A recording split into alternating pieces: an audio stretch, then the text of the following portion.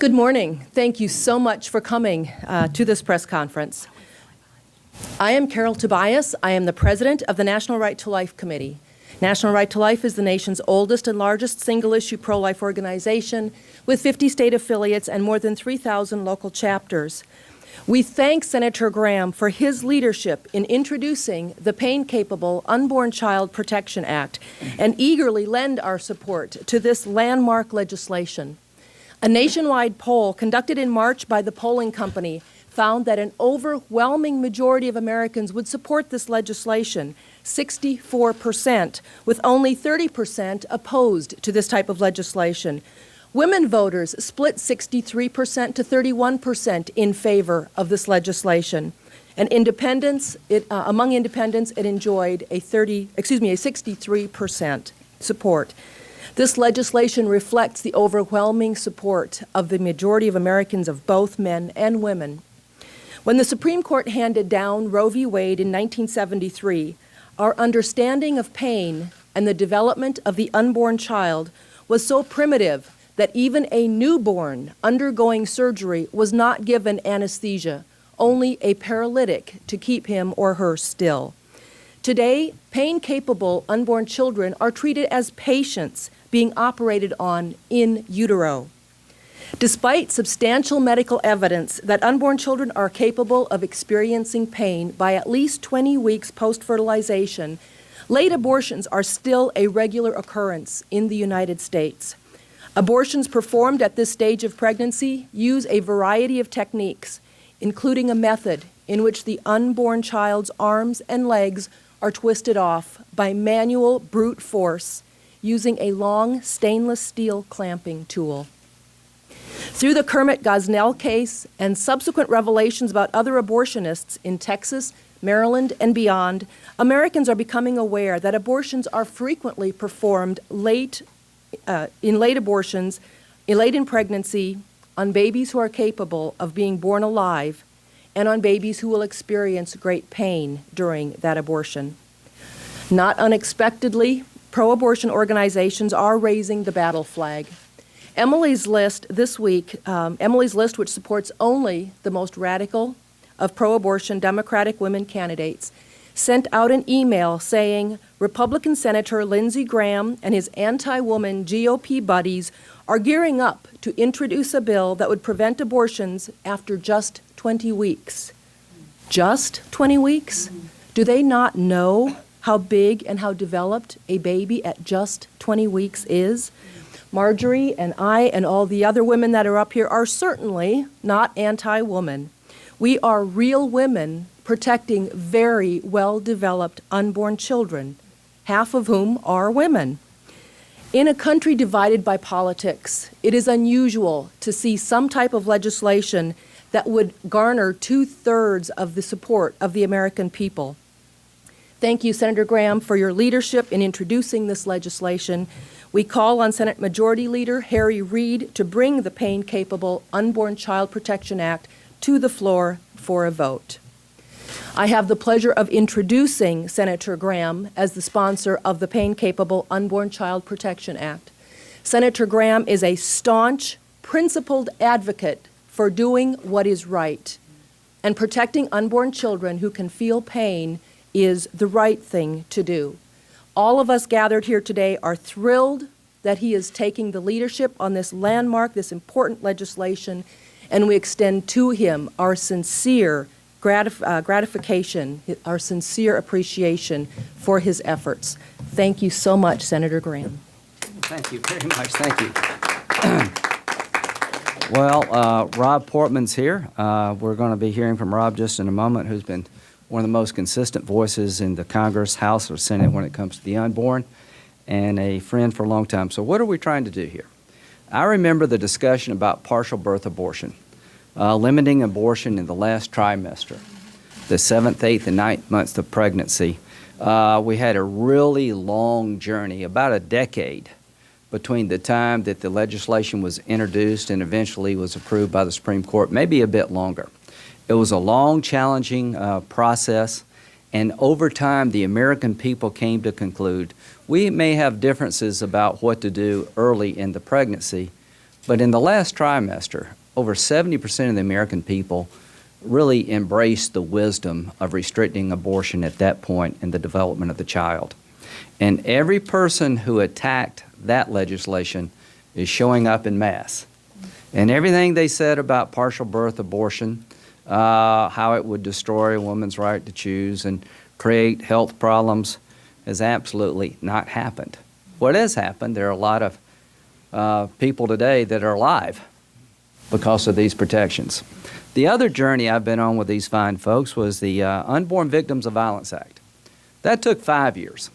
I was a prosecutor in the military and been a lawyer all of my adult life, and I've always found it odd that if a criminal attacked a pregnant woman, doing damage not only to the mother but to the unborn child, why in the world would the law give that criminal a pass when it comes to being charged for damage done to the child? Never made much sense to me.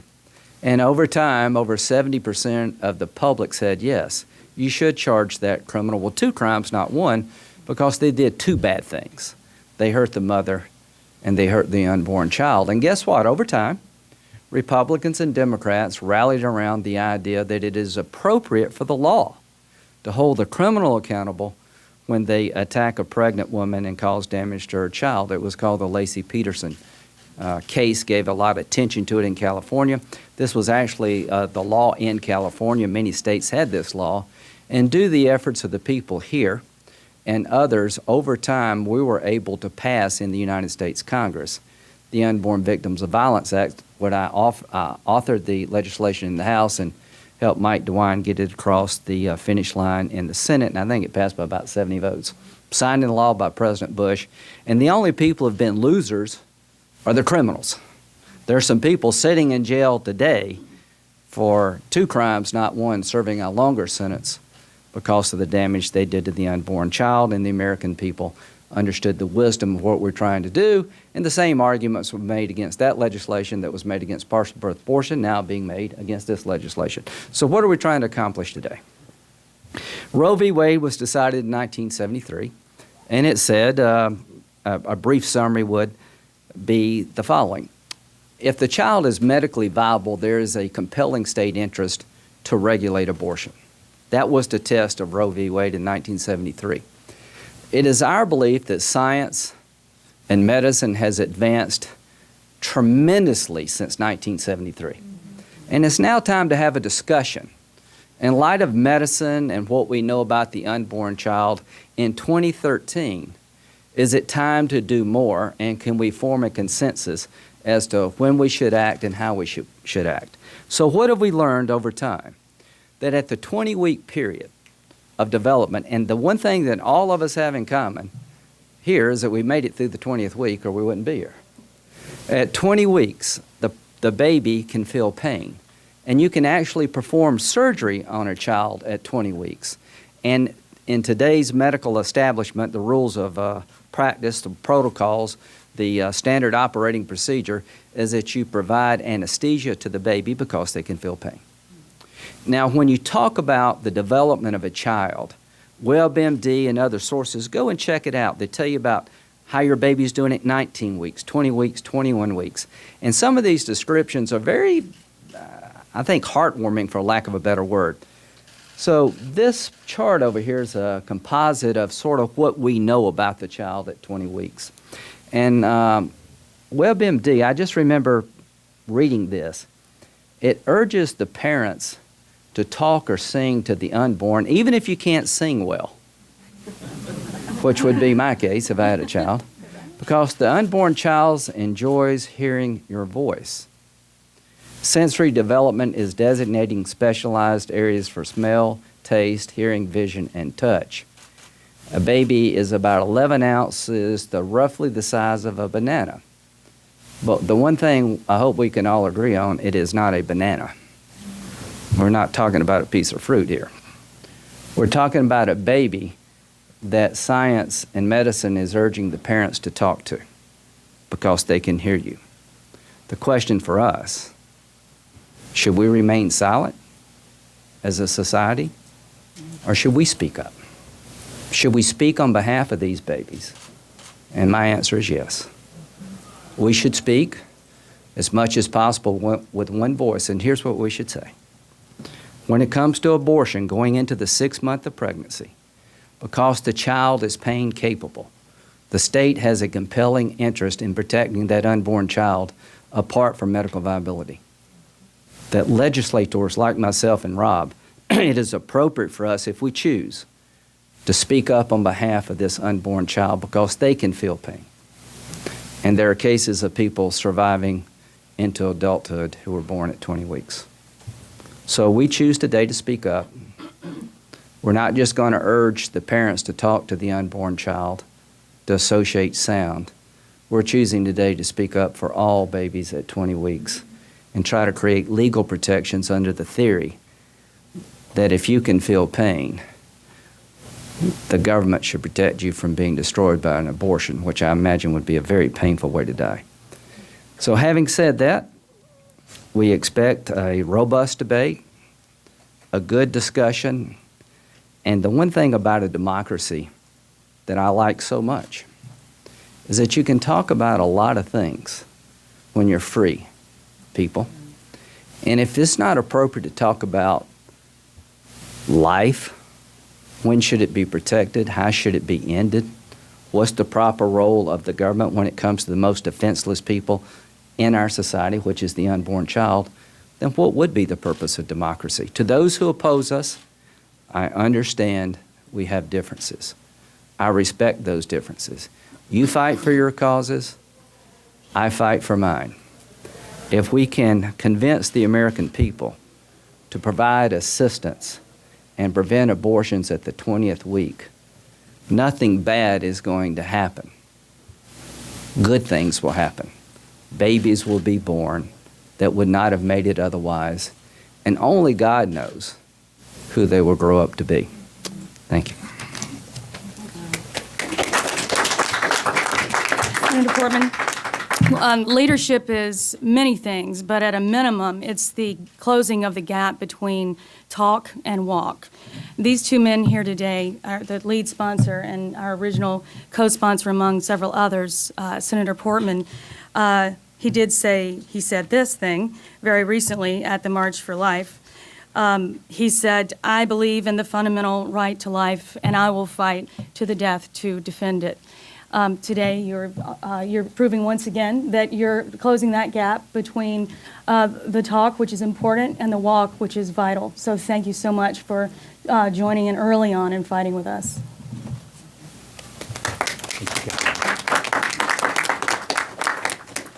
Well, first, thanks to the groups represented behind me, not just for their great work in pulling together this legislation, and it took a little while, didn't it?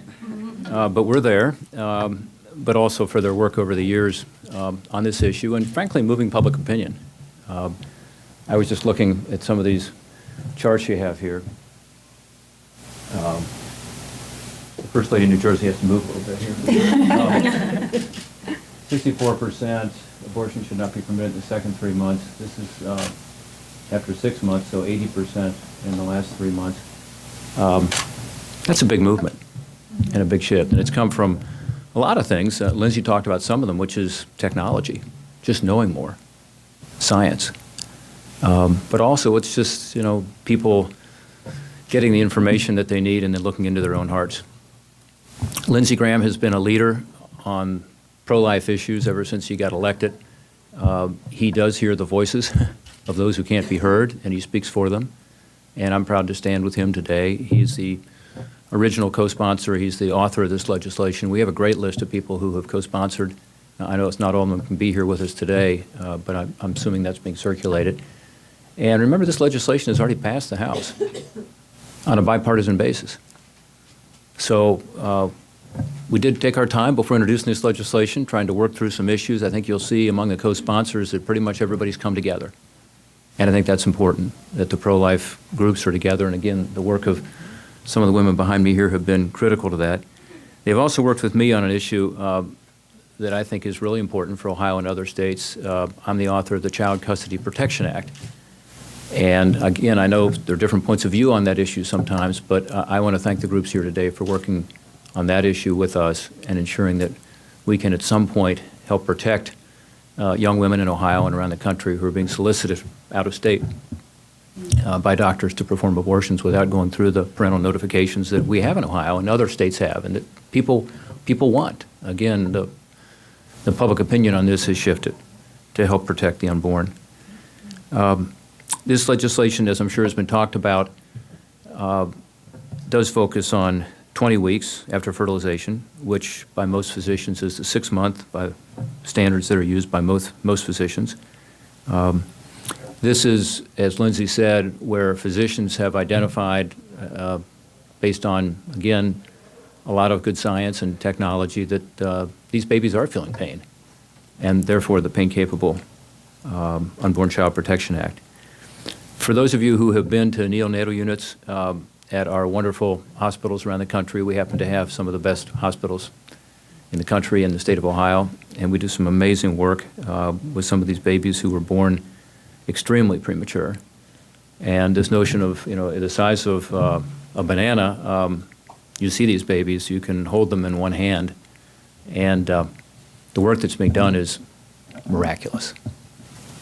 And as a father who, went through the process of seeing the ultrasounds and so on, of course, you have a very emotional reaction, mothers and fathers, to this. But to go to these neonatal units and seeing these babies who were born extremely premature, and what can be done now with the advances in medical technology and research is unbelievable. Even a few years ago, many of these babies could not survive.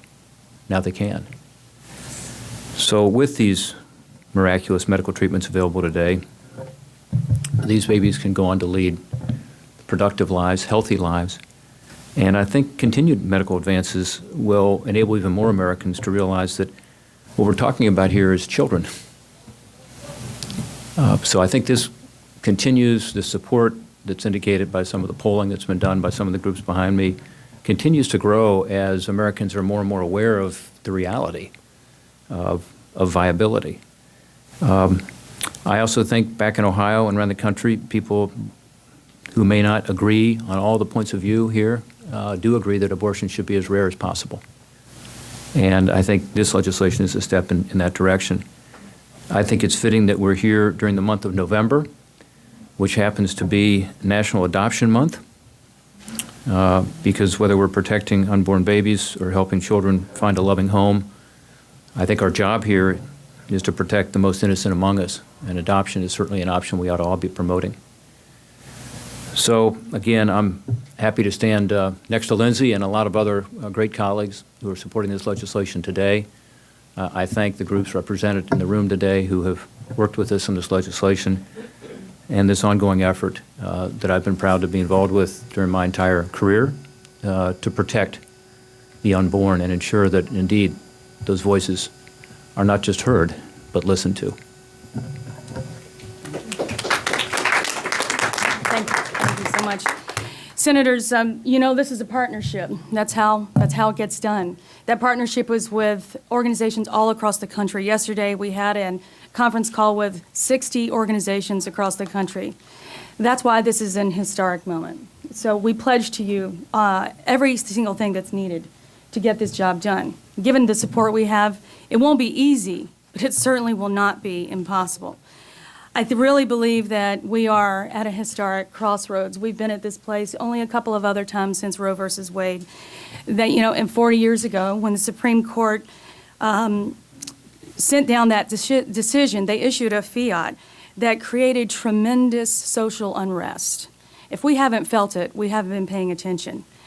It declared that children before birth lack the most essential of rights, the right to live and breathe in the United States. And it struck down the laws of 50 states, every single protection in the country.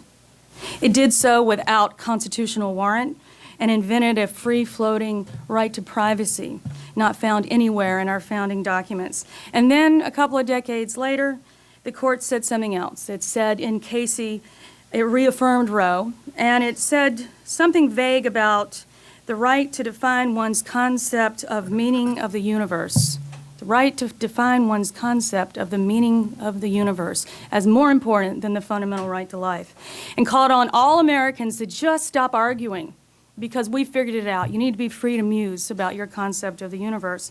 But for all the power and prestige that the court has, it has not been able to do one thing. It has not been able to set aside the friction in our country because it has been incapable of doing one very important thing. And that is to put the spotlight on the people involved in every abortion decision. The unborn child and the woman. The human faces of what abortion is. And so the consequence is that we're still at unrest. Our conscience is ill at ease with its own, our nation is ill at ease with its own conscience. It simply can't rest while this is going on. There is nothing more disturbing than thinking that some of the most vulnerable people in our society, a woman in a crisis pregnancy situation and her unborn child, those most vulnerable people, our nation has turned a blind eye to, by and large. Today we gather to show the spotlight again on those human faces. Who are they? What are their rights? What are their needs? Both of them. The court's advice for us to kind of look into the universe and ponder the seriousness of this and look into what we find as universal meaning in our lives really did not do the trick. Somehow we're still arguing. Perhaps there is a more fundamental right. Perhaps the child is part of the human family. Perhaps there is a time where we can say, we'll go no further.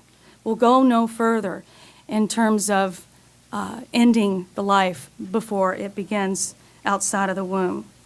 Whether we as a nation should continue to authorize the killing of these innocent members of our human family is a civilizational question. Who are we as a civilization and as a great, kind, good-hearted, big American community? Who are we? Is equal justice under law just some echo of a lost dream, or do we still believe it? Equal justice under law is real. We didn't make it up. It came from God. It's written in our Constitution just that way. Polls of American people, as you've heard before, show vast majorities. They see the human faces just like we do. That's why men and women across the country have passed this in state after state after state. Right now, we're looking at this coming up in Albuquerque, New Mexico in just a few weeks, called the late-term abortion capital of the world. The very same language is in that referendum. They know that at the very least, 15,000 human beings every year, 15,000 after 20 weeks, are destroyed at that stage. That's according to the Alan Guttmacher Institute, not me. They are showing in state after state that, enough is enough. There must be a better way. So the senators here and the 34 other original co-sponsors, as I believe that's the number as we speak, there could have been more that came in while we're speaking, they have agreed there must be a better way. So Senator Graham and Senator Portman, we thank you for leading so hard. I can't say what you say, even close. Your heart for this is something that our members are going to be very excited to hear, and it'll be very mobilizing. It'll be mobilizing politically, and it'll be mobilizing electorally. Politics and legislation and electoral politics are going to be vitally important in making sure this gets to the end zone, and that we will be engaging in every day at the Susan B. Anthony list. This is the path of the partial birth abortion ban, as Senator Graham so eloquently put. I believe that future decades, I really believe this is true, that they will mark this day as a point where things started to change, where we drew a line. The U.S. Senate is considering, for the first time since Roe versus Wade, protecting a class of unborn children at a certain stage. Real lives will be saved, and real women will be protected. And I thank you both. And I'm going to recognize some of the heads of organizations that are fundamentally involved in this and have been for a very long time. First, Anna Higgins from Family Research Council, and then Penny Nance from the Concerned Women for America, then Day Gardner from the National Black Pro-Life Union. And I always have to say, because I just think it's interesting, she was the first black woman to place as a semifinalist in the Miss America pageant. Sorry, I can't help but embarrass you, but I just think it's cool. And then Maureen Ferguson with the Catholic Association. So first up is Anna. Thank you. And we have a vote, You'll have to vote. we shall return. Oh, We'll come back. We'll come back. Thank you. My name is Anna Higgins. I'm the director of the Center for Human Dignity at the Family Research Council. And I stand before you today as a wife and a mother and an attorney.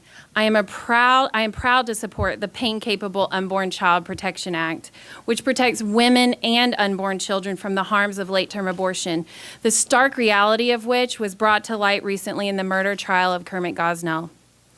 Having recently given birth to my son, the issue of protecting children and mothers is very close to my heart. I clearly recall the feeling and the visual of seeing my baby Patrick move in response to the performance of the ultrasound, demonstrating what we all know instinctively, that the unborn child can experience sensations in the womb and reacts to them just as any other person would. There is ample medical evidence, as has been mentioned by Senator Graham and Senator Portman, to support this bill's findings that unborn children are capable of experiencing pain at 20 weeks gestation. Anesthesia, as Senator Graham mentioned, is regularly administered to unborn children during prenatal surgery, which eliminates the stress response completely. As Dr. Kondik recently noted in her testimony in the House version of this bill, there's a clear consensus among anesthesiologists that the use of medications to relieve pain is warranted in the cases of fetal surgery. So we also know, and we've heard today, that a majority of Americans disapprove of late-term abortion, with 64%, as you can see up here, saying that abortion should be illegal in the second trimester, and an overwhelming 80% saying that it should be illegal in the third trimester. This lack of support for late-term abortion among Americans has remained consistent for 17 years, according to the Gallup polls. Such a strong consensus reflects the fact that people, Americans, recognize the unborn child is a person and should be treated humanely. As an attorney, I believe that Congress has a legitimate interest in protecting unborn children capable of feeling pain from late-term abortion. In Gonzalez v. Carhart, the Supreme Court found that the government may use its voice and its regulatory authority to show its profound respect for the life within the woman. Congress can show that respect for the unborn through specific regulation because it implicates additional ethical and moral concerns that justify a special prohibition, which is what we have here. Efforts to protect women and innocent unborn children from late-term abortion are worthy of our support no matter how fierce the opposition. This is the human rights issue of our day. And on behalf of millions of like-minded Americans, I thank Senators Graham and Portman for their support of this bill. Thank you. Good afternoon. I'm Penny Nance. I'm the CEO and president of Concerned Women for America. We're the nation's largest public policy women's organization. We have about 400 chapters around the country, and we have brand new Young Women for America college chapters. So thank you to the media for coming out and covering this. This is a very important issue, and it's an important day. Alice Paul said that abortion is the ultimate exploitation of women. And I think if she were alive today, she would say that this issue is perhaps the largest human rights issue of our time. We can't neglect to ask the hard questions, even though sometimes they're uncomfortable. So I would appeal to all of you, although politics will play into this. This will be an issue for candidates, and it will be an issue in races. But I ask you as fair-minded journalists to actually get past the politics down to the substance of the issue and ask yourself, does a child at 20 weeks, 5 months, one that has a beating heart, has all its organs, has eyelashes and eyebrows, one that can hear and respond to its mother's voice, and one that can feel pain, deserve our protection as a nation? I say yes, and I hope you do too. Thank you.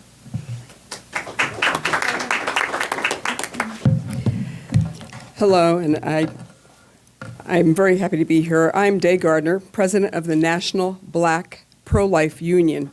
I'm so thankful to Senator Graham for stepping up to introduce this much-needed legislation that will save lives. Earlier this year, while the House of Representatives was considering the companion legislation to this bill, which thankfully passed in July, there was a critical trial going on. I sat in a Philadelphia courtroom throughout the trial of abortionist Kermit Gosnell. Gosnell preyed on women and young girls of his own race, participating, practicing, and perpetuating the epidemic of black-on-black crime in the most gruesome and heinous manner imaginable.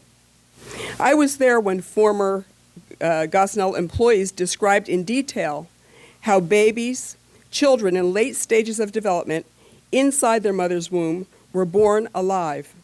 I heard chilling testimony of how Kermit Gosnell delivered these babies born kicking and reaching, yet ended up pulling away, whimpering, screaming, and screeching while he killed them. And then to add lighter fluid to the flames, after they were killed, their bloodied, lifeless bodies were slashed with slashed necks and snipped spinal cords, were stuffed into plastic milk jugs and plastic juice bottles, or tossed into shoe boxes, and then frozen in refrigerator freezers. But what happened inside Kermit Gosnell's clinic was no anomaly. Every year, more than 15,000 American babies are killed brutally in a late-term abortion procedure. Late-term abortion is a violent procedure that brutalizes women and destroys a child's life. In America, black women and children are disproportionately impacted by abortion. Almost 40% of all abortions in the United States are performed on black women. Abortion is decimating the African American community.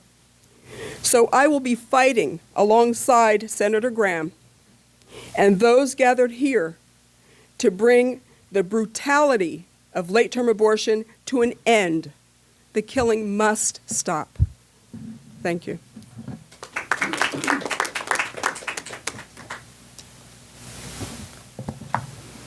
And I'm Maureen Ferguson with the Catholic Association. Thank you, Senator Graham, for your leadership and for these posters, which remind us of the beauty of the developing baby at 20 weeks. Any of us who are mothers will remember well that 20-week ultrasound where we watched and felt our baby swimming around. We remember reading What to Expect When Expecting. That tells us by 18 weeks, the baby's nervous system is in working order. The website we've been referring to, WebMD, tells us that by 20 weeks, the baby can, and I'm quoting, yawn, stretch, make facial expressions, even frown. Taste buds can distinguish between sweet and bitter tastes. The baby can even get the hiccups. The retinas in their little eyes have become sensitive to light. So if a bright light is shined on your abdomen, baby will probably move to shield its eyes. Still quoting here. Your baby can hear sounds by now, recognize your voice, as well as sounds outside your body. It will cover its ears with its hands if a loud sound is made near you. So we know from WebMD these babies can hear and respond to our voices, but they don't yet have a voice of their own. They need us to speak up for them. They need legal protection. The trial of Kermit Gosnell gave us a window into the ugly realities of late-term abortion, and we all agreed that what we saw horrified us. Dr. Gosnell now sits in jail, but he was convicted of murder on only 3 counts. Most of his abortions that we heard about were actually legal, just under Pennsylvania's 24-week limit. Every year in this country, at least 15,000 babies are subjected to legal abortion past 20 weeks. The vast majority of these are purely elective, as abortion doctors themselves have admitted. The last time Congress considered the issue of late-term abortion, then Executive Director of the National Coalition of Abortion Providers, confessed in the New York Times that he, quote, lied through his teeth when he claimed that the majority of late abortions involve health complications for the mother or baby. Some in the abortion lobby, however, continue to promote this myth, despite evidence that most late abortions sadly are done on healthy mothers carrying healthy babies. In the very tragic and rare cases where a baby does have a fatal diagnosis, there is hospice care for these babies that help grieving parents to say goodbye to their little one in a loving and humane way. This is in stark contrast to the harsh and violent end of abortion by standard techniques of dismemberment or the injection of poison into the fetal heart. Surely a country that has passed the Americans with Disabilities Act can choose true compassion for the most vulnerable disabled among us. Also, in very, very rare cases, a fatal diagnosis can turn out to be wrong. ABC News just featured the story of Congresswoman Jamie Herrera Butler and her miracle baby Abigail, who was given a fatal diagnosis in utero. But they did experimental treatments also in utero. She was born 3 months premature, and she's doing really well. Americans, including women, overwhelmingly support limits on late-term abortion by a 2-to-1 margin. We call on the Senate leadership to allow a vote on this bill to protect the most basic human rights of these children. Thank you. Do you have some questions of the senator, anyone? Yeah, I'm going to have to go back and vote. Should we do this now? I wanted to ask. Yes, ma'am. You said that the other legislation protecting the unborn took a decade, 5 years. Mhm. What is it going to take to pass this? Will it take the midterm elections? Or? That's a good question. If we had a vote in 2014, which I'm insisting upon, by the way, I don't, it's not about how you vote. I just think this is worthy of a great nation to have this debate. So I'm asking for Senator McConnell and Senator Reid to allow us to vote on this in 2014. I know we're really busy around here and there's no room to do anything, but we'll find some time to talk about this issue. I would expect that we would be short of 50, to be honest with you right now. But over time, as you saw with the other issues, the more the public understands what we're trying to do versus what we're not doing and why we're trying to do it, the vote grows. So I think the two examples we gave you about the Unborn Victims of Violence Act and the partial birth abortion legislation, that this will go at a faster pace because the public has already bought into the idea that this stage of the pregnancy, there really is a compelling interest in what we're doing differently here. This is not the viability theory. This is the theory that pain-capable children deserve protection under the law, and that's a legitimate, compelling state interest. So I think this will go, quite frankly, faster and will probably be an issue in 2014 and 2016, too. Senator, you obviously have been a long-time supporter or opponent of abortion, but you also are getting challenged from the right. Right. How much is that playing into the timing of this, especially given the fact that you said that right now there's not even 50 votes? When I was asked to do the Unborn Victims of Violence Act, I said yes because I used to be a prosecutor. And I've always thought, well, why would a society allow a criminal to be charged for one crime, not two, when clearly the baby, in my view, is somebody that needs to be protected under the law? So when they came to me, I said yes. Why did they come to me? Because I have a pretty good track record of being able to push these issues. I came into the political arena pro-life, and I will leave pro-life. Now, whether or not I leave next June or some later period will be up to the voters in South Carolina, but to the worst critic. Did I wake up because I got a primary and say, hey, let's be pro-life? No. I'm honored to do this. This is important to me. This is why I want to be a senator. How this plays in South Carolina, I think it will be just like the rest of the nation. When they understand what I'm trying to do, they'll say, yeah, that makes sense. Will it wipe away all the other criticisms? No. Given that the House bill passed in June, why did it take so long to get this introduced? Because we're dealing with senators who think a lot. Why did it take so long? You had a House bill pass. There's been a debate among my Senate colleagues about the constitutional underpinnings of what we're trying to do, to the point that it was like, from a baby's point of view, do they really care? This is about the unborn child. So we had an argument among my colleagues that are all supportive of the concept of protecting the baby.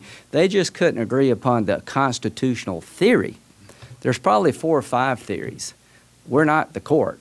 we're the legislative branch of our checked and balanced government. So I just said, guys, let's just focus on the baby. And here we are. Senator Graham, I wanted to ask you to respond to what Democrats are saying Tuesday's election with, well-known anti-abortion constitutional laws. Chris Christie, who hasn't talked much about abortion, won. They're saying that shows that abortion is a loser for the Republican Party. Can you respond to that? Yeah, I would say that any Democrat who is for late-term abortions would probably be a loser in the eyes of the electorate as a whole. And did anybody ever ask Terry McAuliffe, do you support the ban on late-term abortions? The reason this is important is because most Americans, when they understand what we're trying to do, would lend their voice to the cause of protecting the unborn. I don't believe it's a loser in American politics for any politician to sincerely say, if you're asking the mother and the father to talk and sing to the child, and you can't do surgery without anesthesia because of the pain that child feels, that I want to help bring that child into this world. I don't believe that's a loser, because I believe Americans are kind, compassionate, conflicted about abortion, but when it comes to a baby this far along in the 6th month, they're not going to treat this child as a banana. I don't believe this is a losing proposition at all. I believe it will win in a bipartisan way in the Senate, like it did in the House, and I've got to go. Thank you. Thank you. Carol, you wanna- Are there any questions for any of the women left standing? I